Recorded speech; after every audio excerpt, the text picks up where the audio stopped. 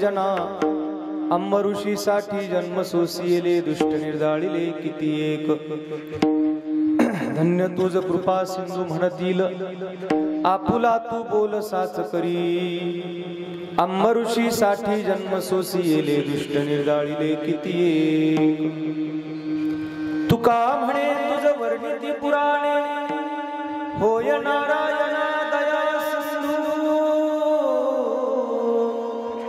अंबऋषी साठी जन्म सोसिले दुष्ट निर्दाळिले किती एक विभुं वेणुनादं चरन्तं दुरन्तं स्वयं लीलया गोपवेशं दधानं गवां वृन्दकानन्दनं चारुहासं परब्रह्मलिङ्गं भजे पाण्डुरङ्गं पाण्डुरङ्गा करू प्रथम नमः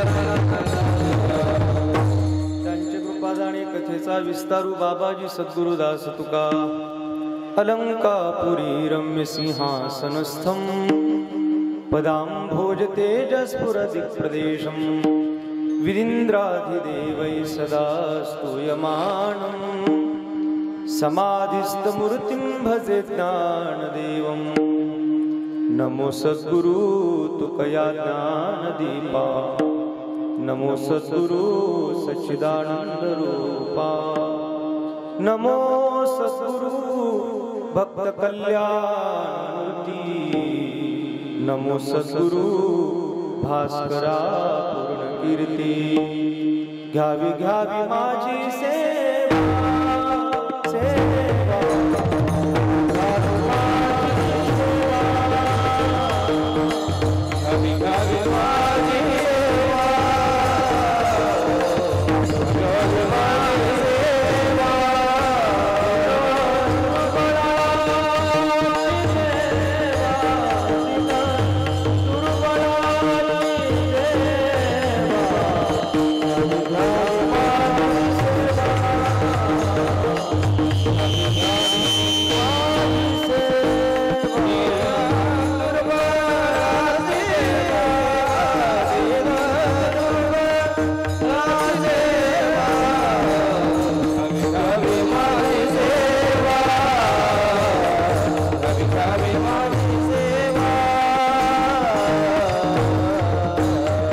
घ्यावी घ्यावी माझी सेवा दीन दुर्बळाची देवा धर्म रक्षावया अवतार घेसी आपुल्या पाळीसी भक्त जना अंबऋषी साठी जन्म सोसिले दुष्ट निर्दाळिले किती एक अनंत कृपा संपन्न भगवत पूज्यपाद श्रेष्ठ तत्वज्ञ अभिजात प्रतिभावंत संत कवी जगद्गुरु श्री तुकाराम महाराजांच्या गाथेतील फार गोड अभंग प्रस्तुत अभंगात जगद्गुरु श्री तुकाराम महाराजांनी भगवान श्री परमात्म्याचं अवताराचं प्रयोजन नेमकं काय आहे याचं वर्णन या अभंगातून व्यक्त केलंय. विठाल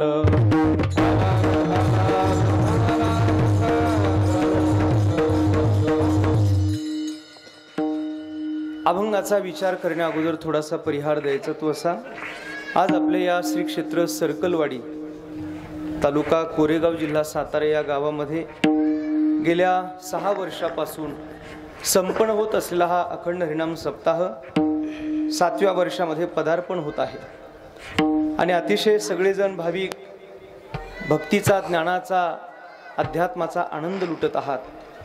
या निमित्ताने सर्कलवाडी समस्त ग्रामस्थ पुरुष वर्ग माता माऊल्या लहान थोर आबालवृद्ध सगळ्यांच्या मोठ्या उपस्थितीमध्ये तन मन धरणे आपण सर्वजण या ठिकाणी एकत्रित आहात. चाललेल्या या उत्सवातील आजचा हा कीर्तन सेवा करण्याचा योग, या उत्सवाला ज्यांचं मार्गदर्शन आहे ते हरिभक्ती पारायण परमपूजनीय योगी अखिलनाथ स्वामी महाराज, ज्यांनी अतिशय गोड चाल म्हटली हरिभक्ती पारायण भजन मूर्ती माऊली महाराज, भजन मूर्ती दत्ता महाराज, ज्यांचा पखावज ऐकत आहात ते हरिभक्ती पारायण महाराष्ट्रातील गोड पखवाज वादक कृष्णा महाराज, गावातील पंचक्रोशीतील उपस्थित आपण सर्व भजनी मंडळ महाराज मंडळी सगळ्यांच्या मोठ्या दिव्य उपस्थितीमध्ये चाललेला हा उत्सव आहे. या उत्सवामध्ये खरं म्हणजे मला पहिल्यांदाच येण्याचा योग आहे. मागे काही महिन्यांपूर्वी वाठार स्टेशनला कीर्तनाकरिता आलो होतो.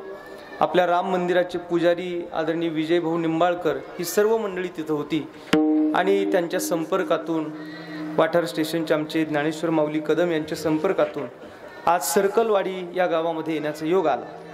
या निमित्ताने अतिशय सुंदर असा हा उत्सव या ठिकाणी चालतो आहे. वेगवेगळ्या भाविकांनी संत पूजन, कीर्तनकार महाराजांचं सौजन्य, अन्नदात्याच्या या ठिकाणी सेवा अतिशय चांगल्या पद्धतीने चाललेल्या आहेत.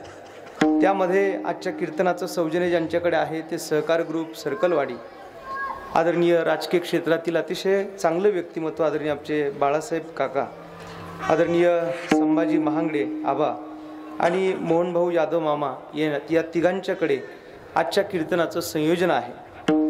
आणि म्हणून अतिशय सुंदर असा हा उत्सव या ठिकाणी चालतो आहे. या उत्सवातील आजचा हा कीर्तन सेवा करण्याचा योग गावचे सरपंच, उपसरपंच, वेगवेगळ्या अधिकारी, पदाधिकारी असणारे सर्व मंडळी या ठिकाणी उपस्थित आहेत. आणि आज रामचंद्र प्रभूंचा जन्मोत्सव संपन्न करण्याकरता आपण सगळेजण या ठिकाणी एकत्र जमलेलो आहोत. सर्कलवाडीची रामनवमी म्हणजे महाराष्ट्रात थोडीशी एक युनिक म्हणावी लागेल. मला आल्यानंतर काकांनी, विजय भाऊंनी सांगितलं, म्हणले महाराज बाहेरून येणारी पाहुणे मंडळी सुद्धा गावामध्ये पेढे वाटतात. आजचा दिवसच असा आहे का पेढे खाऊन खाऊन लोक दमतात.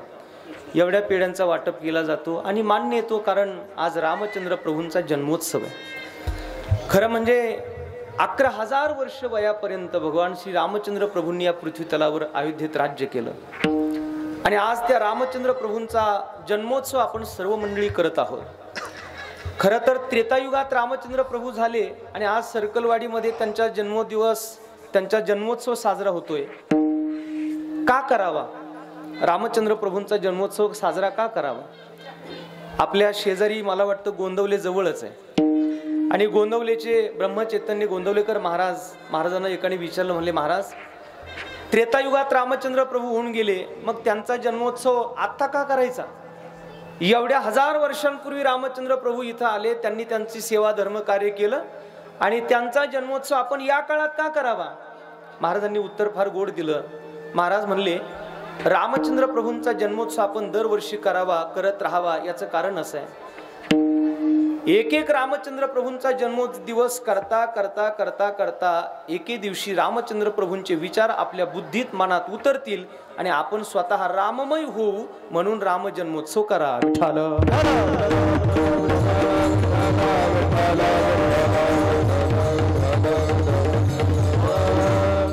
म्हणून रामचंद्र प्रभूंचा हा जन्मोत्सव या ठिकाणी आज आपण सर्वजण या ठिकाणी करत आहोत.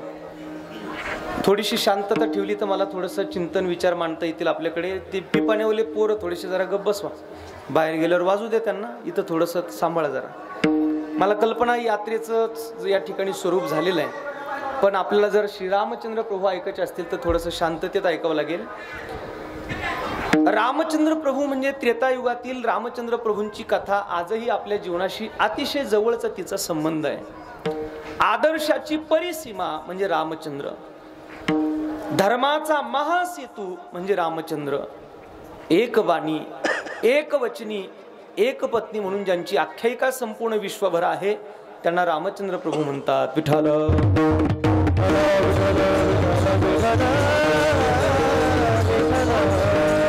म्हणून आजचा दिवस हा तसा आपल्या संपूर्ण भारतवर्षासाठी पर्वकाळ आहे. काही पर्वकाळ सांगितलेत आपल्याकडे. पर्व विशेष भागवत धर्मी, नृसिंह जयंती, रामनवमी, वामन जयंती, जन्माष्टमी, उत्तमोत्तमी शिवरात्री.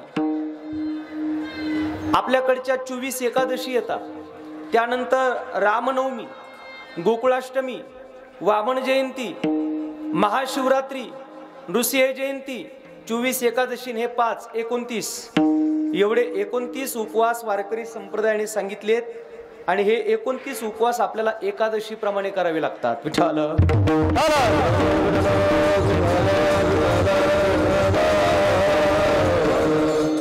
आता रूढी परंपरेप्रमाणे आपल्याकडे पुरणपोळ्या केल्या जातात असं मला सांगितलं गेलं, पण माझी विनंती या व्यासपीठावरून एवढीच असेल, बदल करता आलं तर बरं होईल. रामनवमीचा उपवास हा एकादशी प्रमाणे करावा लागतो. ही आपल्या पूर्वासुरींनी घालून दिलेली परंपरा आहे. भागवत शास्त्राने सांगितले, पर्व विशेष भागवत धर्मी, नृसिंह जयंती, रामनवमी, वामन जयंती, जन्माष्टमी, उत्तमोत्तमी शिवरात्री, आजच्या दिवशी आपण रामचंद्र प्रभूंसाठी उपवास करा. मग काही काही लोक म्हणले महाराज कोणता उपवास करा? आपल्याला इंद्रियाचा संयम, अन्न आपल्या मुखात जाऊ नये हा तर उपवास करायचाच आहे, पण जीवनभर रामचंद्र प्रभूंनी जो उपवास केला त्या उपवासाला सुद्धा विशेष प्राधान्य आहे. कोणता उपवास? तर परद्रव्य आणि परनारी.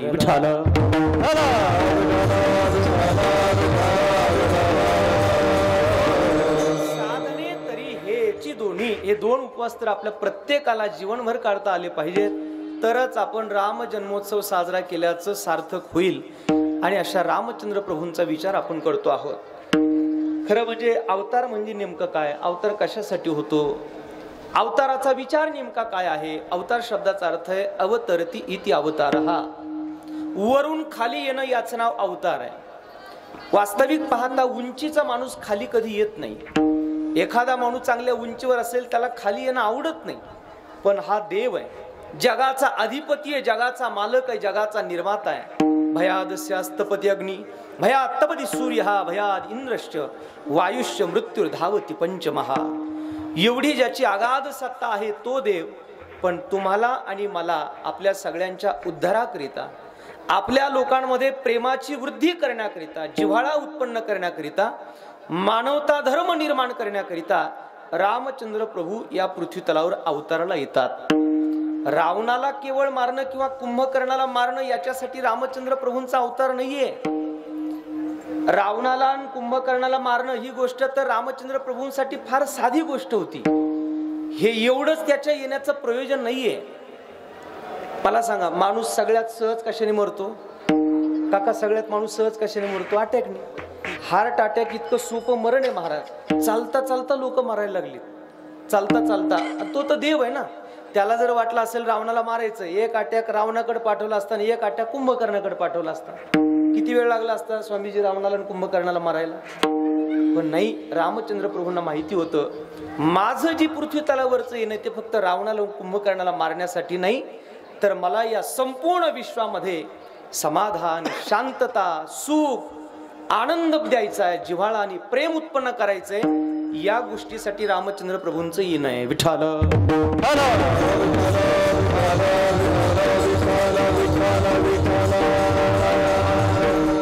आणि म्हणून रामचंद्र प्रभूंचं पृथ्वी तलावरचं येणं जे आहे ते अतिशय महत्वाचं आहे. केवळ रावणाकरता कुंभकर्णाकरता येत नाही. रावण तर तसाही मेला असता हो, पण मग शबरीची बोरं कुणी खाल्ली असती? रावण तर तसाही मेला असता, पण मग सुग्रीवासोबत मैत्री कोणी केली असती? रावण तर तसाही मेला असता, पण केवटाला आलिंगन कुणी दिलं असतं? रावण तर तसाही मेला असता, पण हनुमंतरायाशी सख्यत्व कधी निर्माण झालं असतं? रावण तर तसाही मेला असता, बिभीषणाला आपलंसं कुणी केलं असतं? एकंदरीत आपण संपूर्ण रामायणाचं जर सर्कल बघितलं, सर्कलवाडीकर, तर आपल्याला या गोष्टी सापडतात. रामचंद्र प्रभूंचं येणं नेमकं कोणत्या कारणासाठी आहे? विठ्ठल.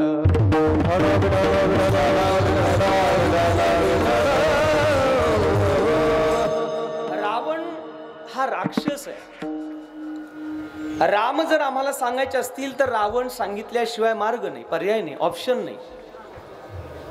आम्हाला राम सांगण्याकरता अगोदर रावण सांगितला पाहिजे. रावण ही व्यक्ती नाहीये, रावण ही प्रवृत्ती आहे. रावण हा 10 डोक्याचा आहे. 10 डोक्याचा म्हणजे अशी त्याला 10 डोके नव्हते, इकडून 5 आणि इकडून 5. एक जण म्हणला, महाराज रावणाला जर 10 डोके होते तर मग रावण झोपत कसा होता? 10 डोके होते याचा अर्थ काय? तो 10 बुद्धीचा विचार त्याच्या ठिकाणी होता.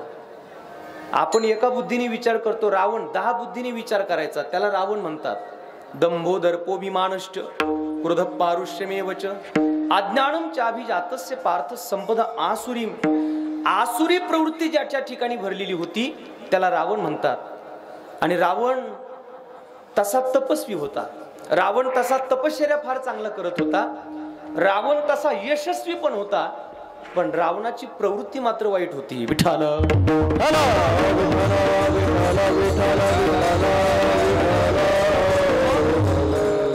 रावणाची प्रवृत्ती किती वाईट होती माहिती आपल्याला? रावणासारखा तपश्चर्या करणारा ब्राह्मण त्या काळात कुणी नाही.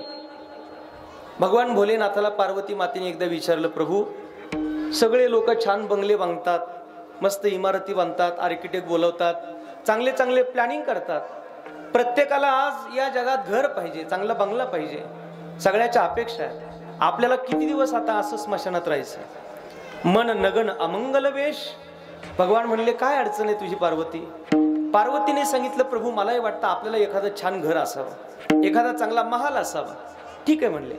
कुबेराला आज्ञा केली. कुबेराने एक सुंदर महाल बनवून दिला आणि एवढा सुंदर महाल बनवून दिला. आता त्याची वास्तुपूजा करायची, वास्तुशांती करायची. मग कोणाला बोलवावं? त्या काळातला वेदांताचा पंडित होता, प्रकांड पंडित म्हणजे रावण, दशग्रंथी होता. आणि मग रावणाला बोलावलं. रावणाने अतिशय सुंदर अशी वास्तुशांती वास्तुपूजा केली. पण रावण त्याला म्हणतात. वास्तुपूजन झाल्यानंतर भगवान भोलेनाथांनी विचारलं, रावण महाराज आपण अतिशय सुंदर पूजा केली, याच्या मोबदल्यात आपल्याला काय दक्षिणा पाहिजे? रावण म्हणला, देवा एवढा सुंदर महल आपण बांधला, ज्याची वास्तुपूजा मी केली, तुमचा महल पाहिला आणि मला माझ्या मनामध्ये महालाबद्दल आसक्ती तयार झाली. म्हणले मग मला असं वाटतं गुरु दक्षिणा, ब्राह्मण दक्षिणा जर द्यायची असेल तर मला दुसरं काही देऊ नका, हा महालच देऊन टाका. आता ते भगवान भोलेनाथ होते, त्रिभुवनी उदार भोळा राजा श्री शंकर तथास्तु, घेऊन जा म्हणले. दिला महाल. रावण त्याला म्हणतात. भगवान शंकरांनी महाल दिल्यानंतर आता त्यानं थांबावं ना, तेवढ्यावर तो थांबला नाही. रावणाने सांगितलं, म्हणले देवा तुम्ही मला एवढा सुंदर महाल दिला, मान्य आहे, पण एकटाच या महालात काय करू? म्हणले मग तुमची एवढी सुंदर असणारी पत्नी पार्वती, मला तिची पण अपेक्षा आहे. याला रावण म्हणतात. आता ते भगवान शंकरच होते. म्हणले घेऊन जा. पाहून या भक्तनाथा स्वयेदे आपुली कांता. भगवान भोलेनाथांनी तथास्तु म्हटलं. रावणाने पार्वतीला आपल्या खांद्यावर घेतलं, निघाला. आणि मग पार्वती मातेने भगवान कृष्णाचा धावा केला. भगवान कृष्ण तिथं आला. रावणाला म्हणला, रावणा कोणाला घेऊन चालला? म्हणले पार्वतीला. म्हणले ही पार्वती? म्हणले हो. अरे वेडायस का तू? भगवान शंकर दिसायला भोळे पण ते भोळे नाही. म्हणले कसं काय? अरे ही पार्वती नाहीये. मग खरी पार्वती त्यांनी पाताळात लपून ठेवली. खऱ्या पार्वतीच्या शरीराचा फुलांसारखा सुगंध येतो. म्हणले ही काय पार्वती आहे का? आणि मग रावणाने पार्वतीला सोडून दिलं. भगवान कृष्ण पार्वती मातेला भगवान भोलेनाथाकडे घेऊन आले. मुद्दा माझा इतकाच आहे, ज्या वास्तूची पूजा रावणाने केली ती वास्तू मला द्या, आणि तुमची एवढी सुंदर पत्नी पार्वती ती सुद्धा मला द्या. ही ज्याची वृत्ती आहे त्याला रावण म्हणा. विठाल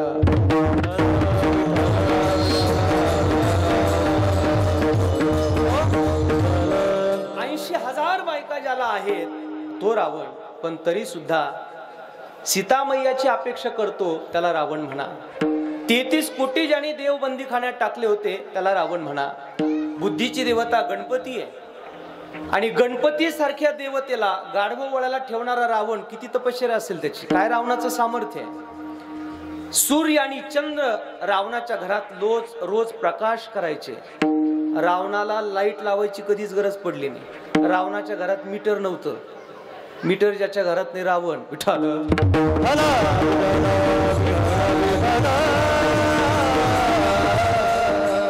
MSCB वाल्याची कधीच तक्रार नव्हती, कारण सूर्य आणि चंद्र रोज रावणाच्या घरात प्रकाशित करण्याकरताच होते. काय रावणाची दहशत होती. काका रावण म्हणजे त्या काळातला अंडरवर्ल्डचा डॉन होता. काय ताकद होती महाराज रावणाची. रावण येतो म्हणून पिक्चर सुद्धा त्याच्या नावाने काढला. विठाल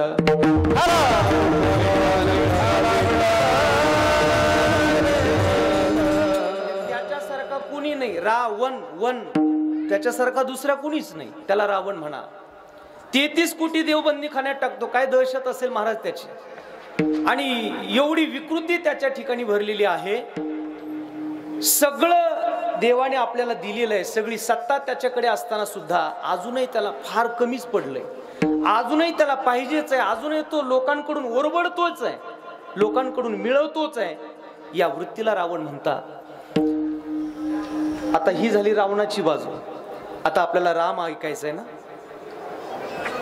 11,000 वर्षापर्यंत ज्या रामचंद्र प्रभूंनी या पृथ्वी तलावर राज्य केलं, जनक महाराजांच्या कन्येशी म्हणजे सीतामातेशी विवाह संपन्न झाला. आणि त्यावेळेला रामचंद्र प्रभूंनी सीतामातेकडे पाहिलं आणि सीतेला सांगितलं, सीते तुझ्याशी माझा विवाह संपन्न झाला, तुझ्याशी माझा विवाह संपन्न झाला.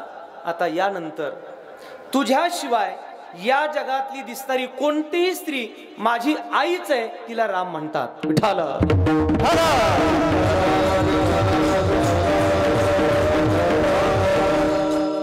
राम ही सुद्धा एक वृत्तीच आहे आणि रावण ही सुद्धा एक वृत्तीच आहे. शिकागोची धर्म परिषद गाजवण्याकरता गेलेल्या स्वामी विवेकानंदांनी धर्म परिषद गाजवली. सगळा समाज त्या काळातला शिकलेला सुशिक्षित सुज्ञ स्वामीजींना पाहत होता आणि स्वामीजींच्या निरूपणावर मोहित झालेली एक फॉरेनर स्त्री स्वामीजींकडे पाहते आणि स्वामीजींना म्हणू लागली, स्वामीजी तुमचं भाषण ऐकलं मी मोहित झाली आणि मला असं वाटतं की मला तुमच्यापासून एक संतती पाहिजे, आपण माझ्याशी विवाह करा. विवेकानंदांनी उत्तर दिलं, बाई माझ्याशी विवाह करून तुला मुलगा माझ्यासारखाच विवेकानंद होईल शाश्वती नाही, सांगता येणार नाही. एक काम कर, तू आज प्रवचनात समोर बस. आलेल्या सगळ्या अमेरिकेतल्या शिकागोतल्या लोकांना मी जाहीर सांगतो, समोर बसलेली बाई माझी आई आहे आणि मी तिचा मुलगा आहे, त्याला राम म्हणतात.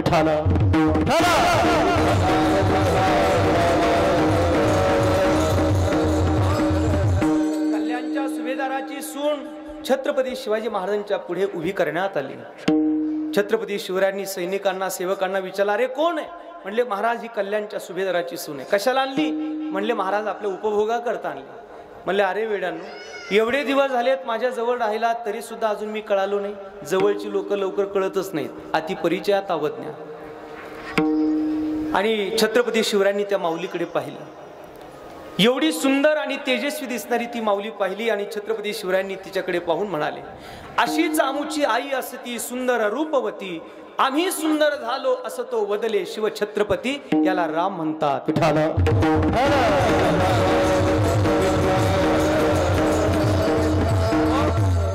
भंडारा डोंगरावर जगद्गुरु श्री तुकाराम महाराजांचं भजन चालू होतं आणि त्यावेळेला काही नाठाळ नालस्ती करणाऱ्या लोकांनी एक स्त्री तुकोबऱ्यांकडे पाठवली आणि त्या बाईकडे पाहून तुकोबऱ्या म्हणाले,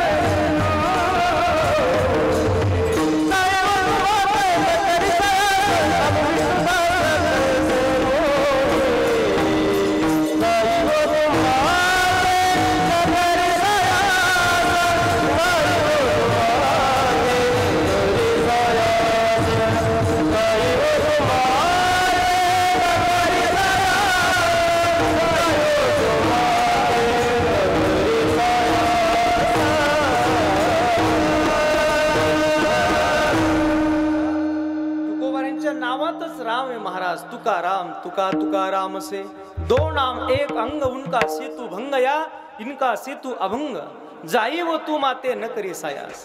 काय भावदृष्टी उत्पन्न झाली महाराज.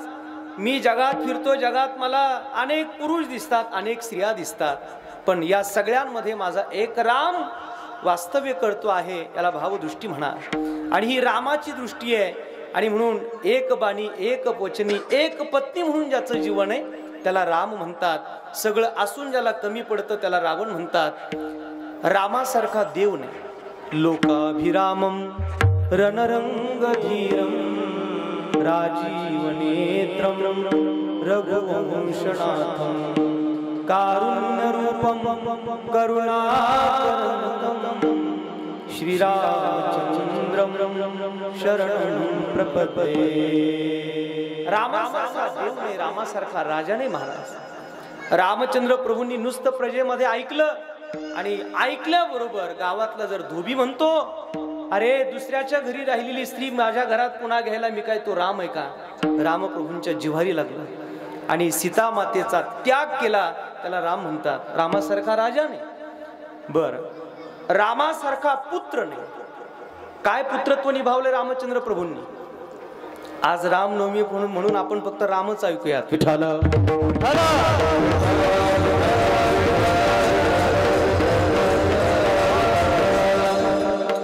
जे तरुण माझ्या पुढे उभा आहेत सगळ्यांना विनंती, फक्त पायातले चप्पल काढून उभा राहा. आपण काय अडचणी उभा राहायला, कारण राम जन्माचं कीर्तन चालू आहे. विठ्ठल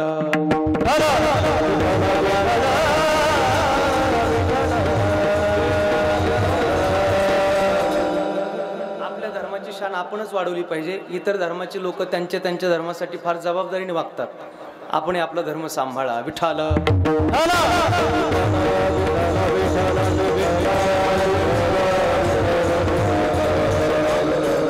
रामचंद्र प्रभूंसारखा राजा नाही, रामासारखा देव नाही, रामासारखा पुत्र नाही. दशरथ महाराजांनी सांगितलं रामचंद्र प्रभूंना, राघवा आज कैकेयीकडून तुला निमंत्रण असं आहे का तुला वनवास आणि भरताला गादी. रामचंद्र प्रभूंनी बापाचा शब्द ऐकला. एक पाऊल रामचंद्र प्रभूंचा सिंहासनावर जायचा होता, तोच पाऊल रामचंद्र प्रभूंचा वनवासात पडला. कोण आहेत रामचंद्र प्रभू? आपण त्या रामाचे अंश होत, लक्षात ठेवा. आपण रामाचे अंश.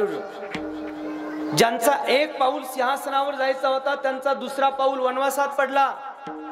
त्यक्त्वा सुदुस्त्यज सुरेप्सितराज लक्ष्मीं धर्मिष्ठ आर्यवचसा यदगादरण्यं मायायुगं दैत्येप्सितमन्वधावते वन्दे महापुरुषते चरणारविन्दम्. आणि त्या क्षणी रामचंद्र प्रभूंनी आपला पाऊल वनवासात टाकला. त्यांना राम म्हणतात. रामचंद्र प्रभू वनवासात गेले. इकडे दशरथांची काय अवस्था आहे. सुमंत नावाचा प्रधान रिकामा रथ घेऊन आला आणि सुमंताकडे पाहिलं आणि रामचंद्र प्रभूंची अवस्था विचारण्याकरता दशरथाने विचारलं, सुमंता माझा राघव कुठे? सुमंता माझा राघव कुठे? रघुनंदन पायी गेला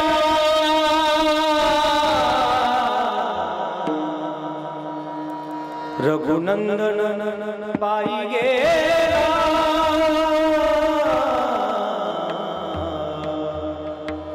सुमंता त्वाकारे रथ आनिला.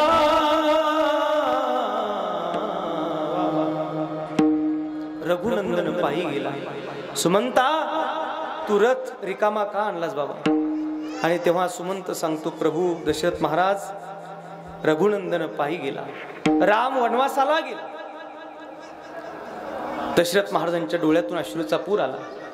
विचारलं, माझा राम काय म्हटला जाता? सुमंत सांगू लागला दशरथ महाराजांना. रामाने सांगितलं, महाराज तुमच्या आज्ञेने मी वनवासाला निघतोय. मी गेल्यानंतर भरतालाच गादीवर बसवा आणि राम समजून भरताची पूजा करा, सेवा करा. माझा लक्ष्मण काय म्हणाला? लक्ष्मण म्हणाला की बाबा माझा स्वभाव रागीट होता. कधी कधी बोलताना मी चुकलो असेल, अपशब्द बोललो असेल, मला माफ करा. आणि माझी सून सीता काय म्हणाली? सीता मातेने आपल्याला सांगितलंय, आपल्या कुळाला परंपरेला वाढवण्याकरता, वाचवण्याकरता पोटच्या गोळ्याला रामाला वनवासाला पाठवणारा सासरा मला जन्मोजन्मी हाच सासरा म्हणून मिळावा. हे शब्द ऐकले दशरथाने लक लक लक अशी मान केली. डोळ्यातून अश्रूचा पूर आला आणि 6 वेळा राम नामाचा जय जयकार करून दशरथ महाराजांनी प्राण सोडला. आपल्या मुलाच्या विरहात बापाने प्राण सोडला. रामासारखा मुलगा नाही.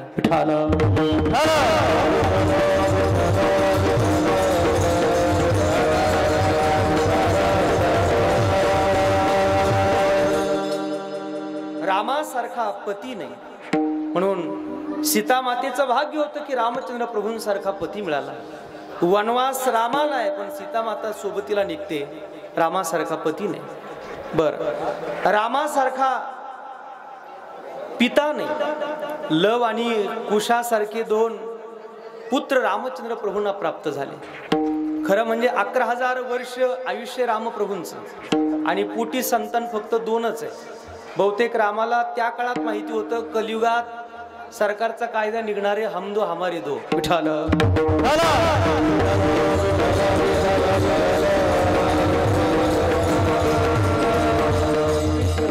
म्हणजे समाजात प्रश्न निर्माण होतात या काळात, त्याची उत्तरं त्रेतायुगात दिलीत रामप्रभूंनी. म्हणून कायदा सांभाळावा तो रामप्रभूंनी. रामासारखा पिता नाही, रामासारखा भाऊ नाही. काय भरतावर प्रेम केले महाराज रामप्रभूंनी. लक्ष्मण तर सोबतीला सावलीप्रमाणेच राहतो. रावणाची लंका बिभीषणाला दिली रामप्रभूंनी. रावणाचा वध केला, रावणाची लंका बिभीषणाला दिली. पण सोन्याची लंका होती रामप्रभूंनी पाहिली सुद्धा नाही. का? 14 वर्ष भरताच्या विरहात व्याकुळ झालेला भाऊ होता आणि मला भारताला बघायचंय म्हणून सोन्याच्या लंकेला पाहिलं सुद्धा नाही. न पाहता ज्यांनी भरताची भेट घेण्याकरता धाव घेतली. रामासारखा भाऊ नाही. विठाल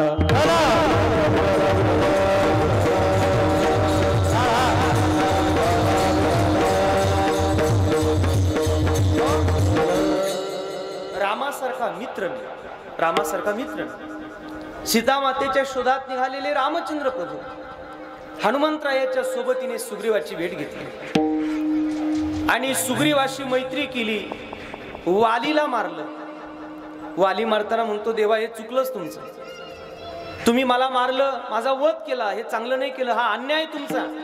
तुम्ही तर धर्माचे ज्ञाती आहात, धर्माची मूर्ती आहात. मग देवा हे तुम्ही असा अन्याय कसं काय केला माझ्यावर? रामप्रभूंनी सांगितलं, मूर्खा, लहान भावाच्या पत्नीवर डोळा ठेवणारा तू वाली, तुला मारण्याकरताच राम येत असतो. विठाल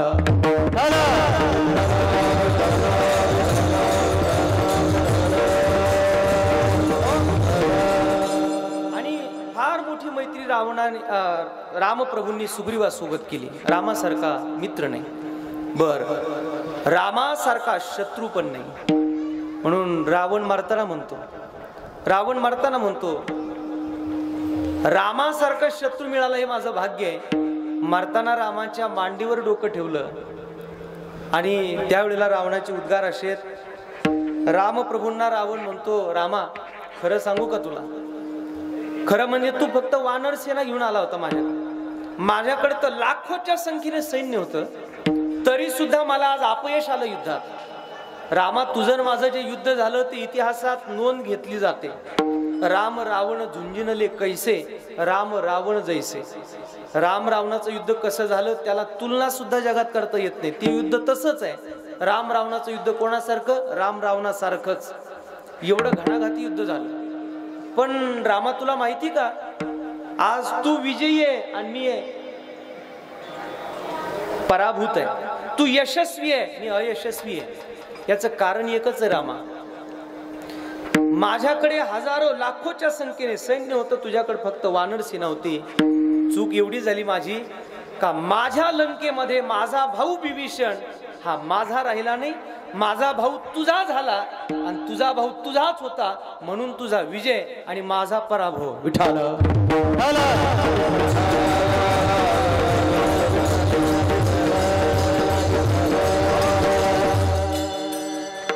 आतापर्यंत रामायणातले जेवढे पैलू आपल्याला सांगितले त्याच्यातला एक एक पैलू आपल्या हृदयाला लावावा इतका चांगला आहे.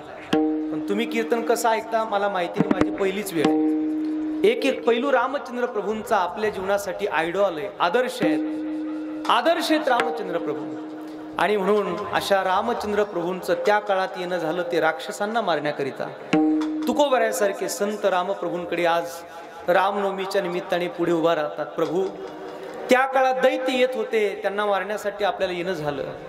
पण या काळामध्ये आता बाहेरून कुठं राक्षस बघायची गरज नाही. आमच्या हृदयात, आमच्या शरीरातच काम, क्रोध, लोभांसारखे विकार आणि दैत्य उन्मत्त होत चाललेत.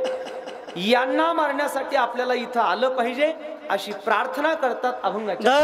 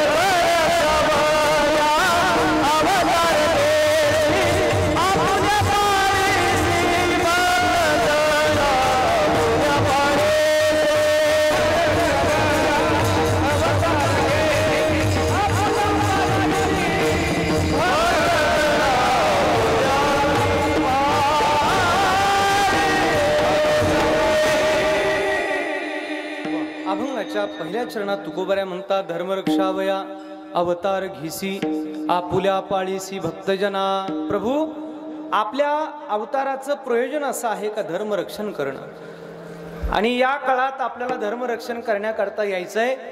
आमच्या आतमध्ये विकाररूपी राक्षस वाढत आहेत, त्याचं निर्दलन करण्याकरता आपण इथं आला पाहिजेत.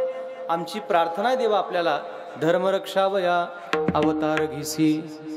आता धर्म शब्द जर आपल्या पुढ्यात आला तर धर्म नेमका कोणता? आपल्याला जे धर्म सांगितले जातात हे व्यवहारातले धर्म आहेत, पण अध्यात्माला संत वाङ्मयाला अपेक्षित असा धर्म कोणता?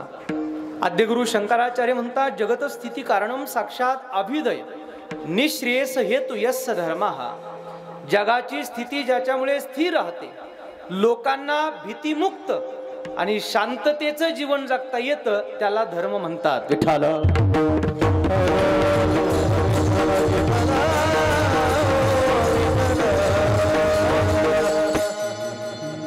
मग श्रेष्ठ व्यक्तीचा आचार हा आपल्यासाठी धर्म असतो. आपल्या साधू संतांनी जे आचरण केलं त्यानुसार आपण वागणं हा आपल्यासाठी धर्म आहे. यद्यदाचरती श्रेष्ठ तत्तेदेव त्रोजनाः येथ वडील जे जे करीती तया नाम धर्म ठेविती हे सामान्य अनुष्ठिती तेची सकळ. श्रेष्ठ व्यक्तीचा आचार हा धर्म आहे. आचार परमो धर्म. आचरणाने जीवन जगणं हा आपला धर्म आहे. धर्म समजून घ्या. धर्माच्या वेगवेगळ्या व्याख्या वेगवेगळ्या साहित्यिकांनी, वेगवेगळ्या लेखकांनी, वेगवेगळ्या शास्त्रकारांनी केल्या. विल्यम जेम्स नावाचा एक परकीय तत्ववेत्ता आहे, तो असं म्हणतो, धर्म म्हणजे नेमकं काय?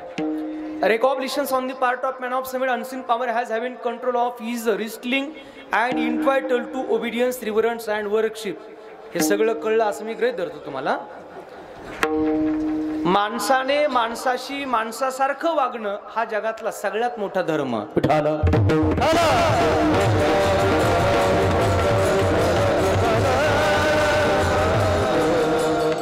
आपल्या महाराष्ट्रामध्ये कोकण प्रांतामध्ये साने गुरुजी नावाचे फार सुंदर कवी होऊन गेले, आणि गुरुजींनी फार चांगला धर्म सांगितला. खरा तो एकची धर्म जगाला प्रेम अर्पावे. जगी जे हीन अतिपतित जगी जे दीन पद दलित दयाला जाऊन हसवावे. जगाला प्रेम अर्पावे. खरा तो एकची धर्म जगाला प्रेम अर्पावे. प्रभूची लेकरे सारी दयाला सर्वही प्यारी. समजता बंधू मानावे. जगाला प्रेम अर्पावे. खरा तो एकची धर्म जगाला प्रेम अर्पावे. वा, साने गुरुजींनी सांगितलेला हा धर्म आहे. आणि म्हणून खरा तो एकची धर्म जगात प्रेम नांदा. प्रेम अशी ताकद आहे महाराज. प्रेमाने रानची पाखरं जवळ येतात. प्रेमाने हे संपूर्ण जग आपल्याला आपलंसं करता येतं. आणि हा प्रेम जगाला कळावं याला धर्म म्हणतात. या प्रेमरूपी धर्माला शिकवण्याकरिता संत महापुरुषांचं देवाचं इथं येणं महाराज. आज रामप्रभूंना इथं येण्याची आवश्यकता काय?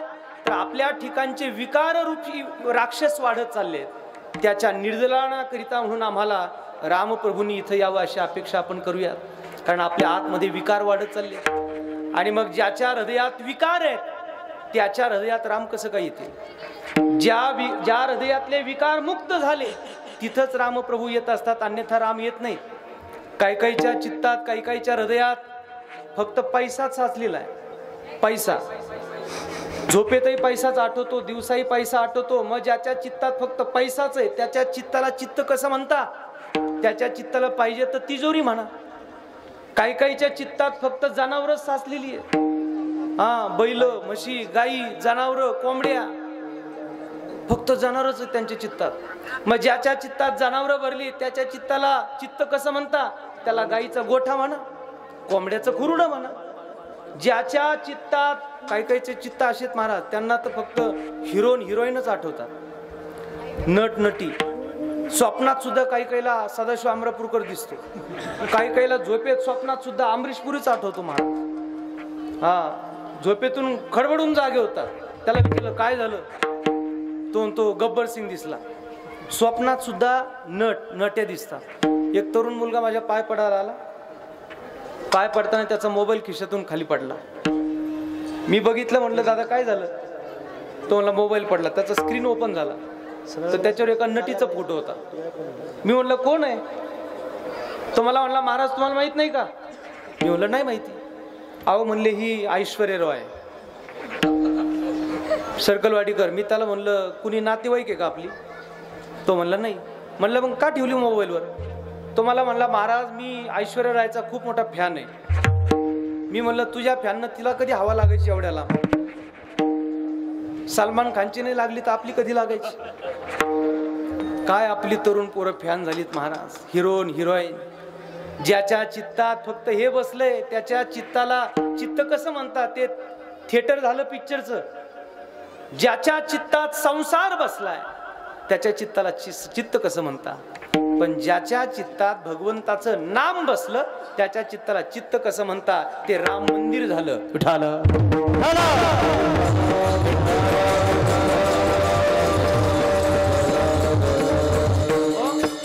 म्हणून विकारांना बाहेर काढून राम नामाचं चिंतन आम्ही करावं. हा या काळातला धर्म आहे, तो टिकवणं आपल्या जबाबदाऱ्या आहेत. या काळातला धर्म कोणता. जगावर प्रेम करावं, जगाची स्थिती शांत राहील असा विवेक विचार आपल्या ठिकाणी असावा. आज समाजात प्रेमाची नाते कमकुवत व्हायला लागली. कलियुगात या गोष्टी आपण शिकाव्या. ते बैलगाडीला चाकाला वंगण घालतात. तुमच्याकडे साताऱ्याला काय म्हणतात बाबा. वंगणच म्हणतात. बैलगाडीचे चाक जर कुरकुर वाजायला लागले तर त्याला वंगण घालतात. वंगण घालतात. मला वाटतं हे जग म्हणजे भगवंताने बनवलेली बैलगाडी आहे. या गाडीचा चालक भगवान परमात्मा आहे. आणि या बैलगाड्याची चाक म्हणजे आपल्या सगळ्यांची नातेसंबंध आहेत. आणि सध्याची वर्तमान परिस्थिती अशी झाली आहे का सगळ्या नातेसंबंधामध्ये कुरकुरच चालू आहे. आई वडिलांमध्ये कुरकुर, भावा बहिणींमध्ये कुरकुर, पती पत्नींमध्ये कुरकुर. ही कुरकुर इतकी वाढत चालली का कंपनीवाल्यांनी कुरकुरे काढले. विठ्ठल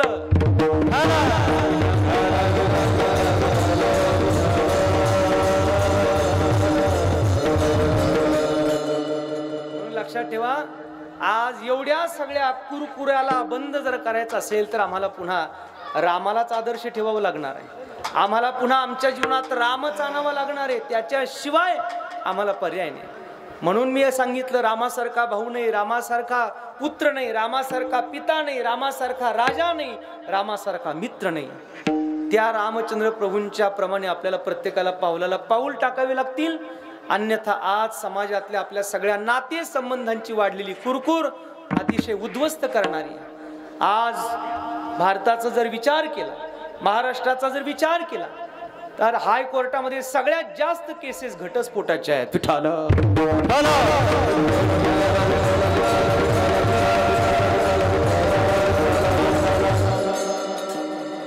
दरवर्षी आमच्याकडे रक्षाबंधन एवढी पवित्र होते. दुर्दैव आहे महाराष्ट्राचं की आज बहीण भावाला कोर्टातच भेटायला लागली किंवा भाऊ बहिणीला कोर्टात भेटायला लागलाय. असं वर्तमान सगळं बदलत चाललेलं आहे. मी चित्र एवढ्यासाठी सांगतोय का पुन्हा एकदा आम्हाला रामायणच आदर्श आहे. राम प्रभूच आम्हाला आदर्श आहेत. आणि म्हणून हे प्रभू आमच्या अंतरात्म्यातले जे विकार आहेत, काम नावाचे, क्रोध नावाचे, लोभ नावाचे, हे विकार, अहंकार रूपी विकार आम्हाला या जगात व्यवस्थित नांदू देत नाही, आम्हाला इथं नीट जगू देत नाहीत. आणि त्या विकारांना घाला घालण्याकरता आपलं येणं इथं आवश्यक आहे. म्हणून त्याच्यासाठीच तुम्ही इथं या. त्या काळात तुम्ही आला होता, तुमचा धर्म आहे. यदा यदा हि धर्मस्य ग्लानिर्भवति भारत अभ्युत्थानम धर्मस्य परित्राणाय साधूनां विनाशाय च दुष्कृतां धर्म संस्थापनार्थाय संभवामि युगे युगे. साधूचं रक्षण करण्याकरता, धर्माचं पालन करण्याकरता मला इथं यावं लागतं. आपुल्या पाळीसी भक्तजना धर्मरक्षा वया अवतार घेसी. आपुल्या पाळीसी भक्तजना, भक्तांच्या रक्षणासाठी, भक्ता राखे पाया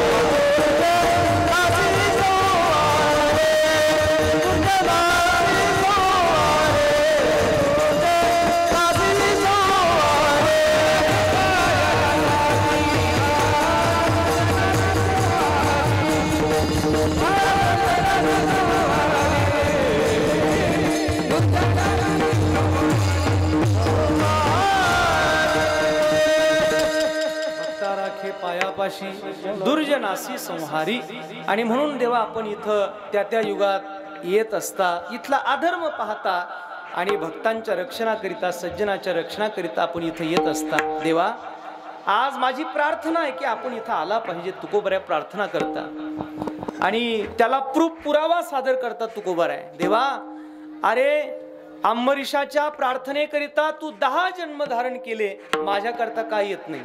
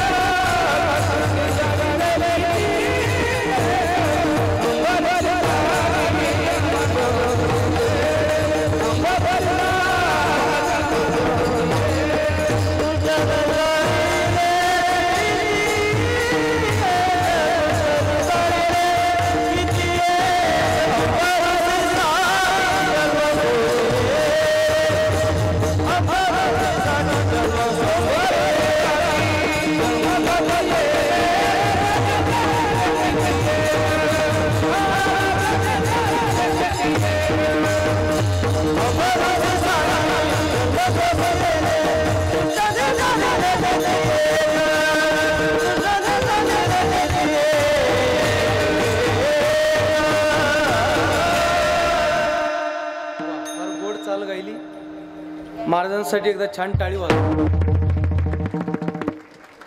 ज्याला टाळीने वाजवायची त्याने मग पखवाज तरी वाजून दाखवा. आमचे पण कष्टच असतात ना महाराज, मेहनत असते, अभ्यास असतो, रियाज असतो याचा, राग कालावधी सम मात्रा, मग चाल म्हणता येते. तर पखवाज आमचे कृष्ण महाराज पखवाज वाजवतात. ऐकायला तुम्हाला बरं वाटतं पण मेहनत असते महाराज त्यांच्या मागे. I will give the example. कधी दागिने धिकीट दागिने धिकीट दागिने कधी दागिने 10 कधी दागिने 10 कधी दागिने 10.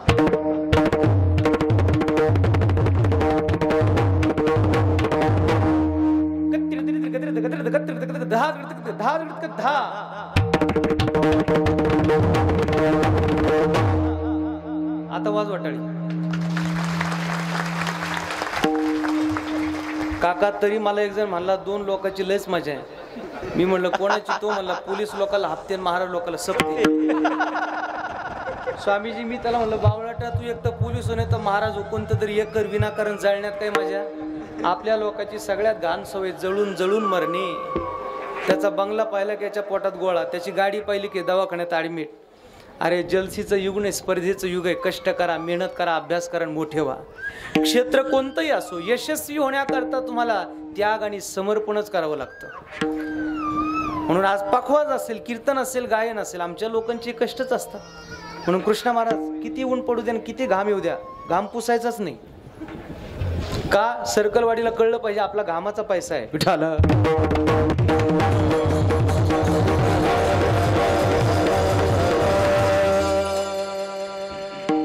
तुकोबर आहे म्हणतात देवा अनेकांसाठी तू इथं आला होता, आज माझ्यासाठी तू आला पाहिजे. प्रूफ दिलाय तुकोबांनी. अंब ऋषीसाठी जन्म सोसियेले. अंबरीश नावाचा राजा आहे. द्वादशीचं त्यांनी अतिशय सुंदर असं व्रत केलं होतं. दुर्वास मुनी उद्यापन करण्याकरता आले, गंगेवर स्नान करण्याकरता गेले. प्रहर चुकतोय म्हणून पाणी पिऊन राजा अंबरीशाने ते व्रत संपवलं. रागावलेल्या दुर्वासाने जो शाप दिला त्याचा परिणाम, अंबरीशाला आलेला शाप भगवंताने स्वतःवर घेतला आणि 10 जन्म भगवान परमात्मा सोसतो आहे. कत्स्य मत्स्य वराह वामन परशुराम नरसिंह राम कृष्ण बौद्ध आणि कल्की हे 10 अवतार कुणासाठी चाललेत भगवंताचे? अंबरीशासाठी. जन्म सोसियेले. सोसियेले म्हणजे सहन करणे. देवाची इच्छा नव्हती 10 अवतार धारण करण्याची, अंबरीशामुळे ते सहन करावे लागले. ती देवाची सहन करणे अजून सोपं करू का? राम जन्माचं कीर्तन जर 10 ते 12चं असेल ना, ते 10 ते 12 जर चाललं तर बरं आहे. 12च्या पुढं गेलं का त्याला म्हणतात सहन करणे. विठाल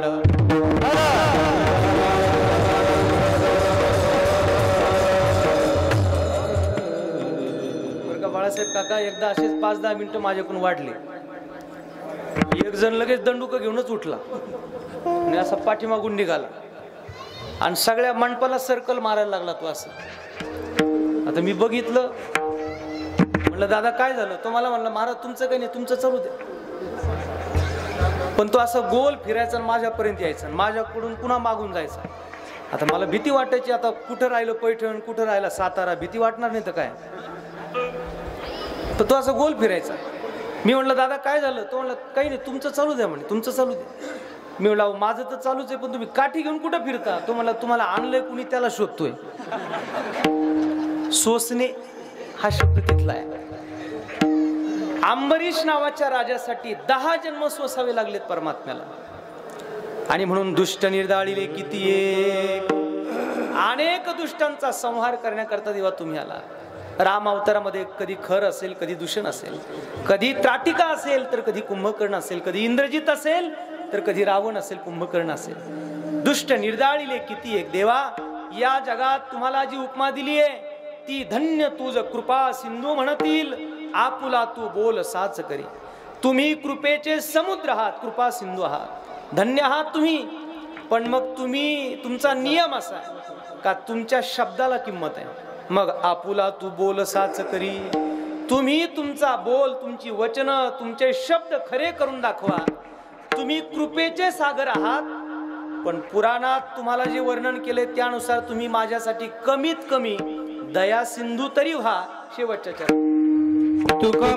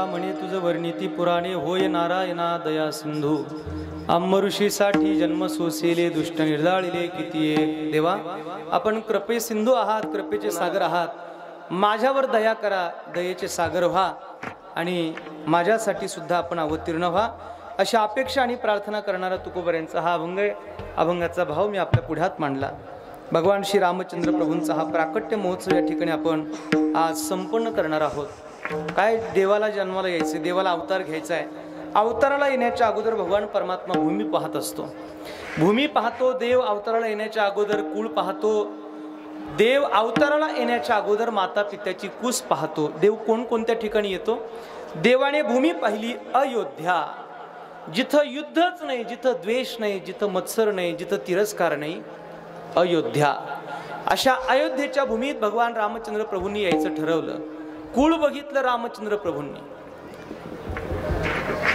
रघुकुल रीत सदा चली आई प्राण जाई पर बचन न जाई राम सिया राम जय जय राम राम सिया राम जय जय राम मंगल भवन मंगल प्रभु सुदर्शन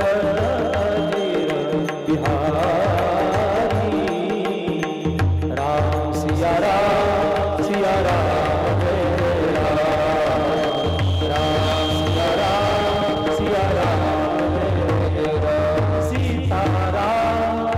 चरित अति पावन सीताराम चरित अति पावन सीताराम चरित अति पावन मधुर सुरस मन भावन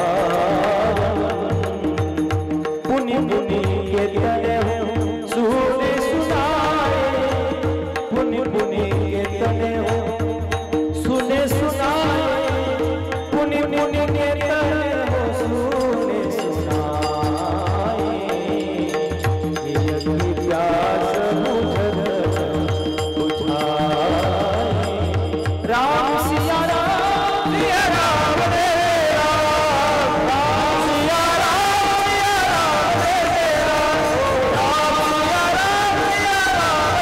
राम सिया सदा चली आई रघुकुळ बघितलंय देवाने येण्याकरता कोणत्या कुळात राम आला दशरथ महाराजांच्या कुळात राम आला अज महाराजांच्या कुळात राम आला रघुराजाच्या कुळात राम आला स्वप्नात सुद्धा ज्यांनी खोटं बोलण्याचा संकल्प केला नाही त्यांना अज महाराज म्हणतात स्वप्नात सुद्धा ज्यांनी प्रजात कधी भेद केला नाही त्यांना दशरथ महाराज म्हणतात आणि स्वप्नात सुद्धा ज्यांनी दिलेला शब्द तंतोतंत पाळला त्याला रघुराजा म्हणतात रघुकुल रीत सदा चली आई अशा पवित्र कुळामध्ये आज राघवाचं येणं आहे दशरथ महाराज कौशल्या सुमित्रा आणि कैकेयी नावाच्या 3 राण्यांसह अयोध्येमध्ये वास करत होते अनेक वर्ष राज्य चाललं ऐश्वर्याने भरलेला संसार आहे सगळी सुख दशरथ महाराजांच्या पायावर लोळणी घालतायत पण दुर्दैव होतं की पोटी संतान नाही पुत्रहीनस्य मे राज्यम सर्व दुःखाय कल्पते एवढं सगळं संसार मोठा असताना पोटी मुलगा नाही संतती नाही म्हणून दुःखी होते वसिष्ठ मुनींना बोलावलं आणि वसिष्ठ मुनींनी सांगितलं दशरथा काळजी करू नकोस पुत्र कामिष्ठी यज्ञ कर आणि त्या यज्ञाला करता ऋष्यशृंगाला बोलावण्यात आलं फुलं वाटले तरी चालतील आता ऋष्यशृंगाचं येणं झालं पुत्र कामिष्ठी यज्ञ पार पाडला पायस नावाचं फळ त्या यज्ञातून मिळालं 3 राण्यांना दशरथ महाराजांनी ते फळ दिलं कौशल्या सुमित्रा आणि कैकेयी या 3 राण्याच्या हातात ते फळ मिळालं पण कैकेयी ही देवाची दशरथ महाराजांची आवडती राणी होती रुसून बसली आणि म्हणली महाराज सगळ्यात शेवटी आपण मला फळ दिलं त्याचा परिणाम आता मी रागवली आहे मी रुसली आहे नाथ महाराजांनी कैकईला शेवटी नाथ रामायणात कर्कशाच ठरवलंय। सौंदर्य हे बहुधा क्रूर असतं, त्याचा परिणाम त्याची परिचिती आपल्याला कैकईच्या रूपाने बघायला मिळते आणि कैकई रागावली। परिणाम बराच वेळ झाला कैकईच्या हातातलं फळ तसंच होतं आणि परिणामी एका घारीने ते फळ उचललं, पिंड घारीने झडपला आणि ते फळ घेऊन त्या ठिकाणी घार निघून गेली। आता रुसलेली कैकई, हातात फळ राहिलं नाही। कौशल्या आणि सुमित्रा नावाच्या या दोन राण्यांनी आपल्या हातातला प्रसाद अर्धा अर्धा पुन्हा कैकई मातेला दिला आणि 9 महिने 9 दिवस कालावधी पूर्ण झाला आणि कौशल्या मातेच्या पोटी रामचंद्र, सुमित्रा मातेच्या पोटी लक्ष्मण आणि कैकईच्या पोटी भरत शत्रुघ्नचा अवतार झाला। प्रभु रामचंद्र भगवान की। थोडीशी पूर्व पीठिका मी अशी सांगतोय आपल्याला, ते फुलं वाटताना थोडी गडबडच होईल आता थोडीशी। बरं हो दे, एक भजन घेऊ आपण रामाचं तोपर्यंत। राम सिया राम सिया राम जय जय राम, राम सिया राम सिया राम जय जय राम, राम सिया राम सिया राम जय जय राम, राम सिया राम सिया राम जय जय राम, राम सिया राम सिया राम जय जय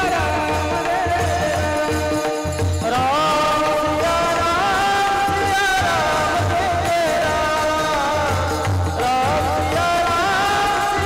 राम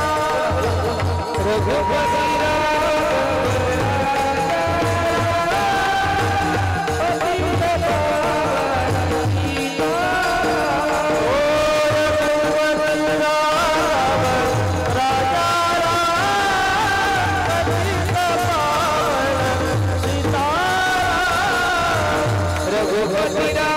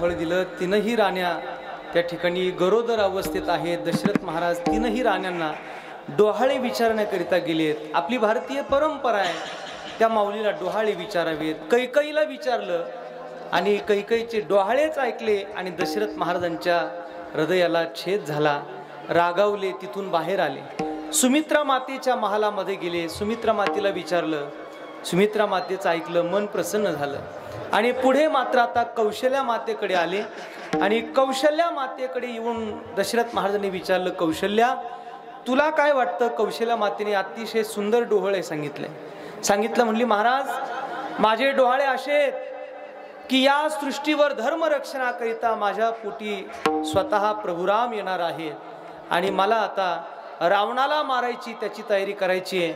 आणि हे सगळं ऐकलं दशरथ महाराजांनी ऐकलं.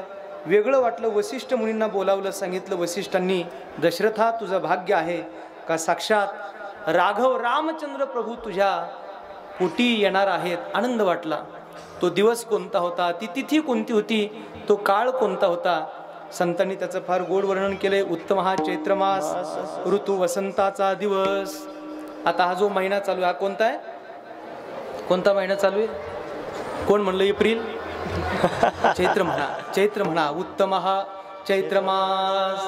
आपल्याकडे परकीय संस्कृतीचं आक्रमणच इतकं होत चाललंय. आपण आपले महिने सुद्धा आता इंग्रजीतच सांगायला लागलोय. उत्तम हा चैत्र मास. आता आपल्या मराठी भाषेला अभिजात दर्जा दिलाय. आपण मराठी बोललं पाहिजे. इंग्रजी तर आपल्याला आलीच पाहिजे, पण मराठीला आपण विसरलो नाही पाहिजे, हे लक्षात ठेवा. उत्तम हा चैत्र मास. आणि चैत्र मासामध्ये भगवान श्री रामचंद्र प्रभूंचं येणं आहे. ऋतू वसंताचा दिवस. राम जन्माला येण्याकरता दशरथाचं आणि कौशल्यचं किती जन्माचं पुण्य असेल महाराज, किती जन्माचं पुण्य केलं असेल तेव्हा राम जन्माला येतो. दाऊद जन्माला येण्याकरता पापाचा हौद लागतो तेव्हा दाऊद जन्माला येतो. पण राम जन्माला येण्याकरता कित्येक जन्माचं पुण्याचा संचय लागतो तेव्हा राम जन्माला येतो. उत्तम हा चैत्र मास. ऋतू वसंताचा दिवस. शुक्ल पक्षी ही नवमी. उभे सुरवर ते व्योमी. माध्यान्नासी दिनकर पळभरी होय स्थिर. वेळ कोणती सांगितली? माध्यान्नासी दिनकर. सूर्यनारायण बरोबर आपल्या डोक्यावर आला म्हणजे बरोबर 12 वाजता रामचंद्र प्रभूंचं येणं आहे. आणि अशा प्रभू रामचंद्रांचं येणं दशरथ महाराजांना धन्य करणार आहे. धन्य मीच त्रिभुवनी माझे वंशी चक्रपाणी. सुशोभित दाही दिशा आनंद नर नारी शेषा. सगळ्या दिशा त्या ठिकाणी सुशोभित झाल्या. पक्ष्यांचा किलबिलाट वाढला. इंद्र चंद्र महेंद्र ब्रह्मादिक स्वर्गादिक गंधर्व गाणी गातायत, वरून पुष्पवृष्टी करतायत. आणि आज दशरथ महाराजांच्या घरात आनंदोत्सव प्रकट होणार आहे. सगळीकडे आनंदी आनंद झाला. वारा सुद्धा आनंद घेण्याकरता फिरतो आहे. त्या ठिकाणी सूर्यनारायण अगदी माध्यान्हाच्या दिशेने आलेला आहे. कौशल्या मातेला भान राहिलेलं नाही का तिच्या गर्भात साक्षात नारायण परमात्मा परमात्मा येतो आहे. आणि अशा रामचंद्र प्रभूंचं येणं दशरथ महाराजांच्या कौशल्या मातेच्या उदरातून झालं. मला फुलं द्या. आपण सगळ्यांनी एकदा मोठ्या प्रेमाने प्रभू रामचंद्रांचा जय जयकार करायचा. मर्यादा पुरुषोत्तम एक बाणी एक वचनी एक पत्नी ब्रह्मांड नायक प्रभू रामचंद्र भगवान की जय. प्रभू रामचंद्र भगवान की जय. प्रभू रामचंद्र भगवान की जय. आयो न संध